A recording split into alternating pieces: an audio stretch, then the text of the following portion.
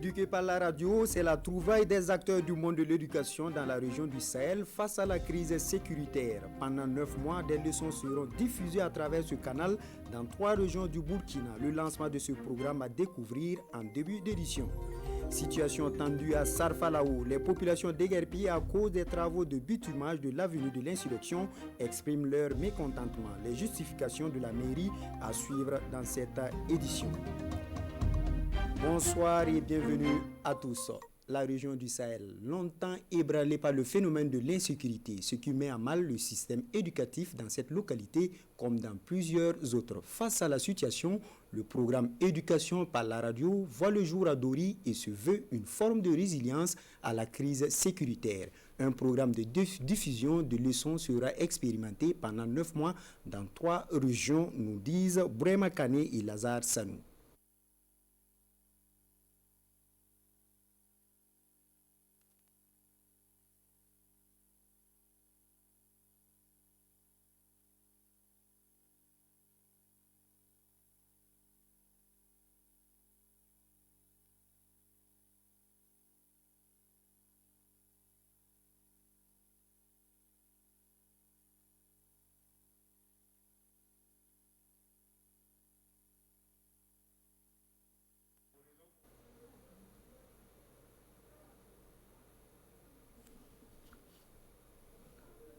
Éleveurs, la SNV met à la disposition des acteurs du monde rural des produits informationnels d'aide à la décision à travers la téléphonie mobile. Tout ceci est mis en œuvre par le projet Modem Plus qui fait l'objet de présentations aux acteurs de l'Est. Quand vous prenez n'importe quel téléphone, un téléphone basique, vous composez un numéro court, le 777, vous lancez l'appel, vous allez avoir un conseiller que nous appelons un téléconseiller qui va vous décrocher et qui va répondre à vos préoccupations. Et ce téléconseiller, il parle jusqu'à 5 langues. L'objectif, c'est de permettre à mon grand-père qui est au village, qui ne comprend que le Mouré ou le Fulfulde, d'appeler pour poser une simple question. Par exemple, sur quand est-ce qu'il aura une pluie pour lui permettre de s'aimer et quand est-ce que la saison va effectivement s'installer, quelles sont les dates propices de semis. Ce service sera disponible à travers le numéro 777 et en 4 langues locales en plus du français de 7h à 21h. Le conseil que j'ai à donner aux acteurs, c'est de vraiment s'approprier de cet outil. C'est d'adhérer à la plateforme. Comme il a dit, c'est vraiment simple. Il suffit de composer un numéro court et vous aurez accès à toutes les informations dont vous avez besoin. C'est juste pour moi l'occasion ici, au nom du maire de la commune de Fada, dire un grand merci à la SNV et à tous les acteurs qui œuvrent pour l'amélioration de l'économie de notre région, de notre pays. Pour une durée de 4 ans, cette deuxième phase du projet envisage à terme permettre à 450 000 pasteurs et agriculteurs d'avoir régulièrement recours à ces services d'information.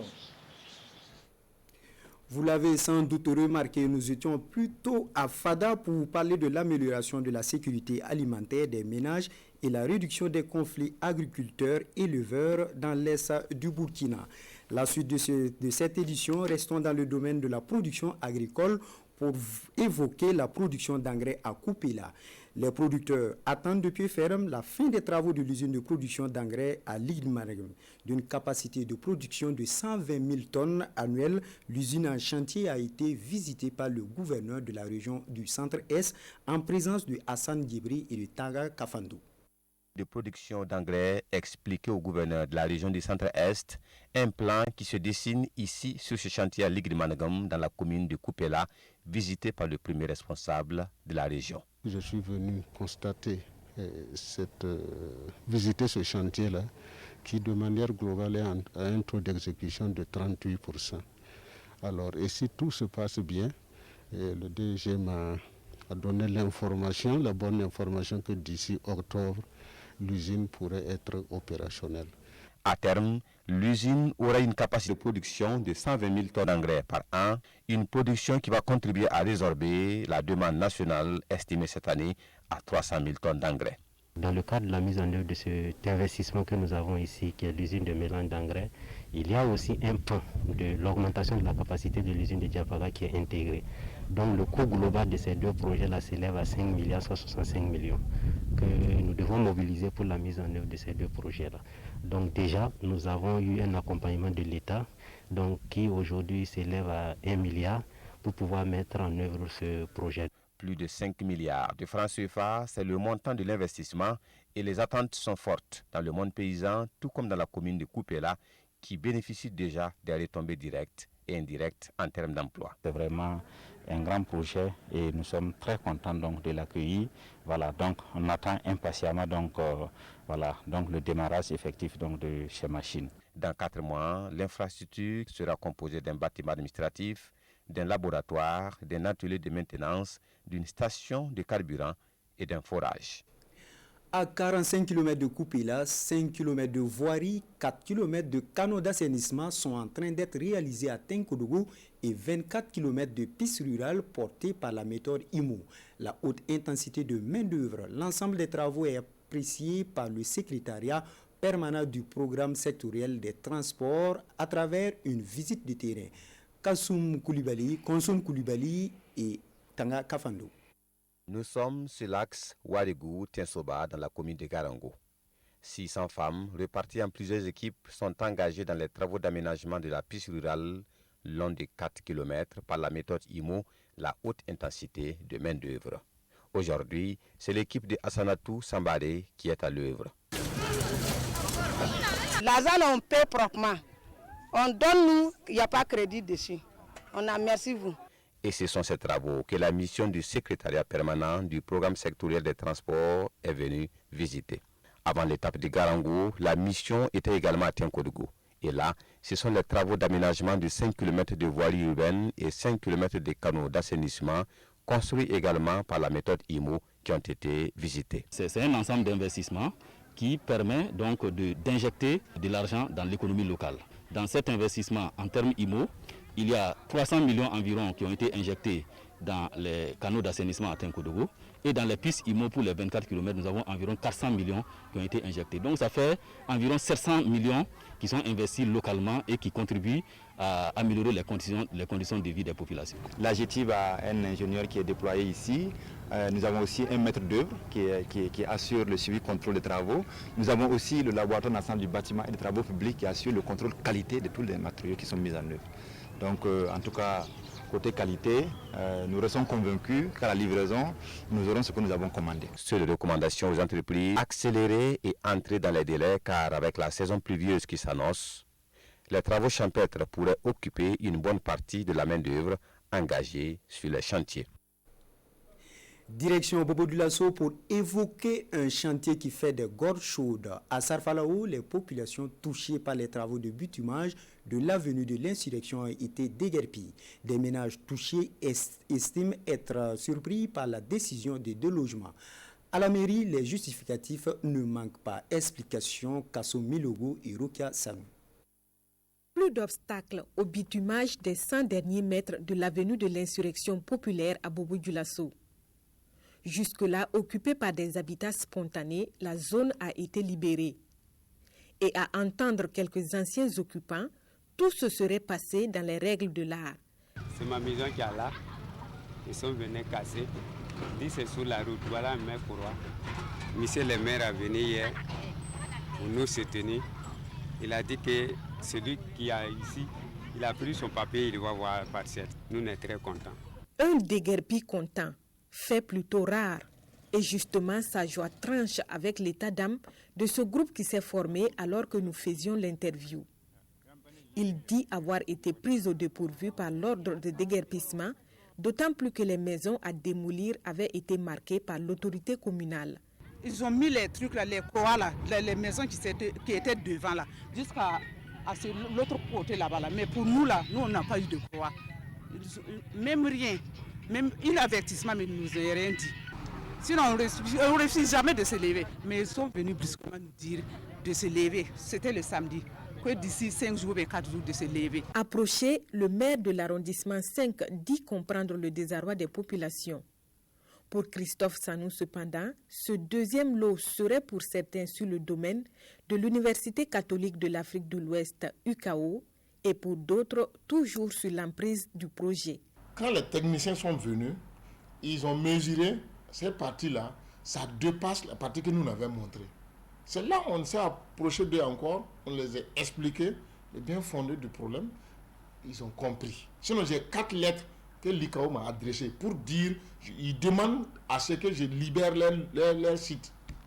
Voilà. Donc, je les demande, en tout cas, de quitter sans bruit. Et nous, on va continuer à demander à l'État de nous accompagner pour qu'on puisse les reloger rapidement. En tout état de cause, Monsieur le maire précise que ces populations ont jusqu'au dimanche 7 juin prochain pour libérer la zone, le lundi 8 juin étant prévu pour le déguerpissement. Lutte contre le Covid-19 au Burkina, plan international vole au secours des populations dans le Ziro. L'ONG fait don de lave-mains, de savon, de gel et autres matériels de protection à la province. D'une valeur de 25 millions de francs CFA, la remise du don a eu lieu à Sapui. Salifou Belem et Sekou Zango. Du matériel de protection du Covid-19 pour le comité provincial de gestion de la pandémie dans le Ziro. Le don est de l'ONG Plan International qui répond à l'appel à la solidarité aux personnes vulnérables lancé par le président du Faso.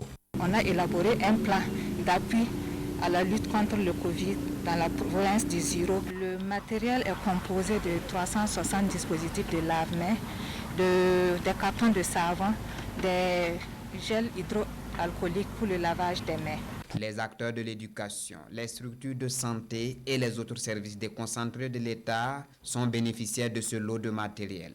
Pour le comité de gestion de la pandémie dans le Ziro, l'engagement de Plan International aux côtés des populations doit servir de modèle. C'est avec joie effectivement que nous avons pu procéder à la remise de dons faits par l'ONG Plan Burkina International, que les bénéficiaires puissent bien utiliser le don afin d'encourager aussi Plan International. À ce jour, la province du Ziro n'a enregistré aucun cas confirmé de coronavirus. Et à travers ce don, Plan International veut renforcer les mesures de prévention afin d'épargner la province du Covid-19, selon Djeneba Balo.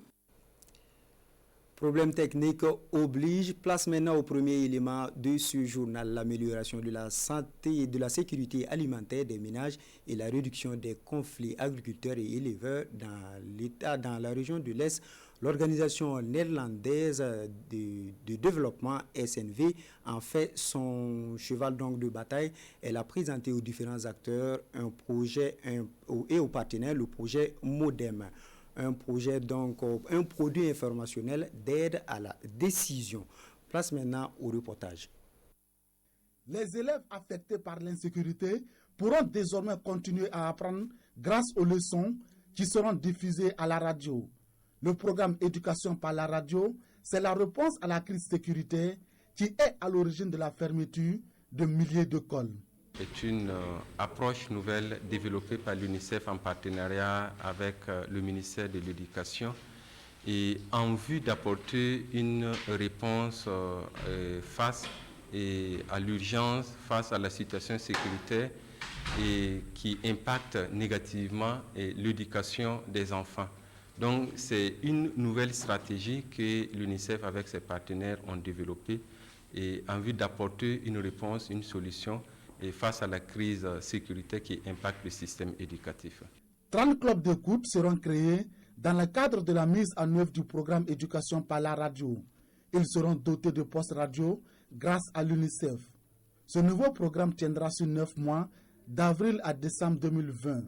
Les régions concernées sont le Nord, le Centre-Nord et le Sahel. Voilà, mesdames, messieurs, c'est la fin de ce 19h. Bonne suite de programme sur la télévision nationale.